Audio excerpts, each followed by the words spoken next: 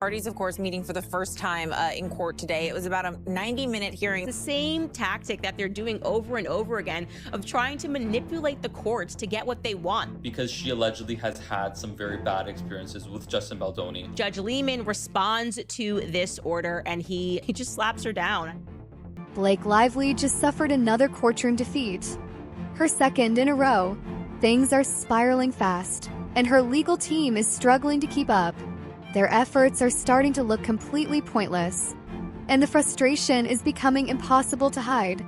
You can almost see them pacing in circles, tearing at their hair, desperately trying to figure out their next move, because so far, nothing is working in their favor. After the last court session regarding the harassment allegations against her co-star, Justin Baldoni, things have only gone downhill. The judge didn't just reject the evidence her team submitted. The court practically threw out.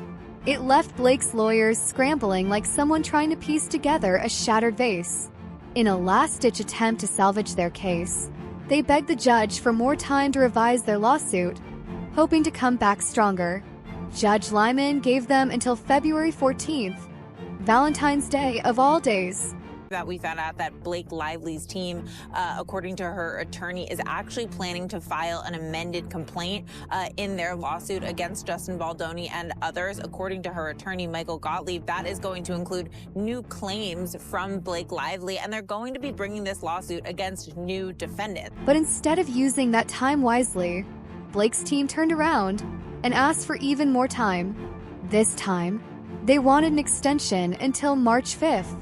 Then filed 2 days ago for an extension. They're like, actually, we're not going to be able to make that amendment due date of February 14th. They tried to push their luck, but Judge Lehman wasn't having any of it. Seriously, how much more time did they expect to get? They had already been granted an extension, and now they wanted even more. Blake's team had a new strategy. To Dear Judge Lehman, February 14th, 2025 is the original default deadline for Ms. Lively to file her amended complaint. As a matter of course, in relation to responsive pleadings of Wayfarer Studios, LLC. Then they go on to say, Ms. Lively respectfully submits that an extension for filing an amended complaint as a matter of course to March 5th, 2025 is warranted. They plan to bring in more witnesses to testify against Justin Baldoni. One of the key people they considered was Jenny Slate, who starred alongside Baldoni in It Ends With Us, playing his sister. Jenny had always been a vocal supporter of Blake, even calling her a good friend. She had publicly defended Blake and dismissed the accusations made against her. But he got a very strong tip from somebody regarding Jenny Slate potentially being brought into the suit. But when it came time to take the stand, Jenny delivered a shock. She allegedly denied any involvement and distanced herself from the entire case. Despite this, Blake's legal team still planned to subpoena her, believing her testimony could be crucial since she reportedly had her own uncomfortable experiences with Baldoni. Side. This was a statement she released. She said, as Blake Lively's castmate and friend, I voice my support as she takes action against those reported to have planned and carried out an attack on her reputation. Blake is a leader, loyal friend, and a trusted source of emotional support for me and so many who know and love her. What has been revealed about the attack on Blake is terribly dark, disturbing, and wholly threatening, she added. I commend my friend, I admire her bravery, and I stand by her side. However, many people are calling this move a tactic, an attempt to manipulate the case by pulling in more women to make Blake's claims appear stronger. But when that plan didn't pan out as expected, her team scrambled once again, asking for more time to come up with a new strategy. Judge Lehman, however, wasn't buying it. When Judge Lehman asked why they suddenly needed until March 5th, Blake's legal team went into a long-winded, complicated explanation about needing to add new parties to the lawsuit. One of those parties, Jed Wallace and his company.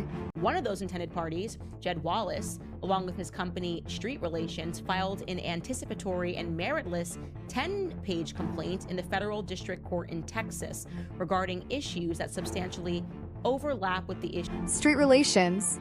Blake's team argued that Wallace had filed a 10-page lawsuit in a Texas federal court which supposedly overlapped with their case, and they needed extra time to handle it. Sounds reasonable, right? Well, not so fast. Justin Baldoni's lawyer, the sharp-toothed Brian Friedman, came in swinging. And he didn't just talk, he brought receipts.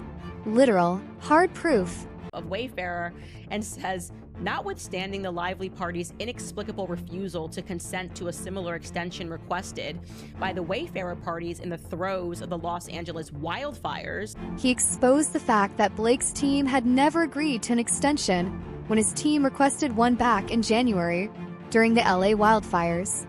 And even though Friedman had eventually granted their request, he made one thing clear: if they got more time, then his team would need more time too, pushing their response date to April 15th. Seems fair, right? But Friedman wasn't done. He had one more bombshell up his sleeve. the Wayfarer parties have no objection to the extension sought by the Lively parties. So they're like, whatever, take your extension, we don't even care. But if you do take your extension, then we're asking for an extension beyond that, essentially to allow us to respond thereto on April. The entire courtroom fell into stunned silence when he revealed the real story. While Blake's team was trying to blame Wallace for the delays, the truth was shocking. Blake herself had actually filed legal action against Wallace in Texas first, on January 21st, 2 whole weeks before Wallace responded with his lawsuit. The audacity.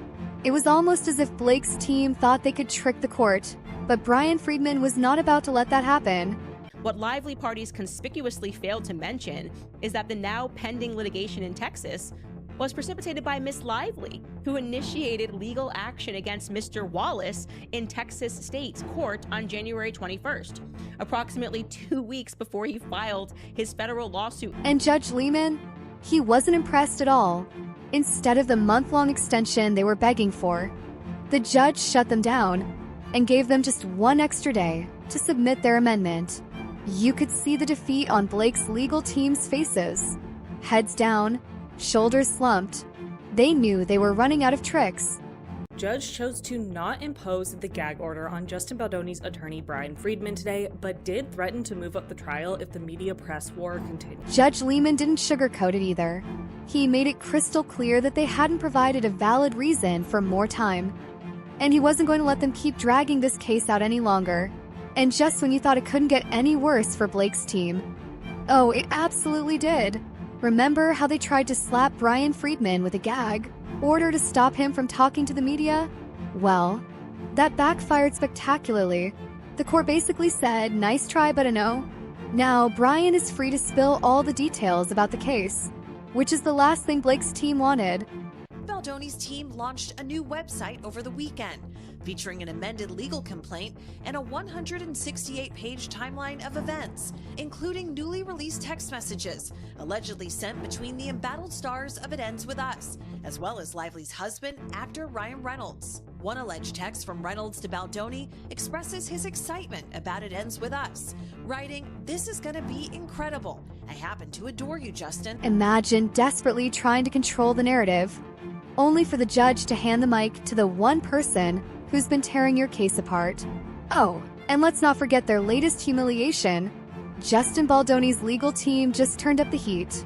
They launched a website to share evidence, receipts, and footage related to the case. And Blake's team, already drowning in legal troubles, they begged the court to take the site down, but the court wasn't buying their argument. Why?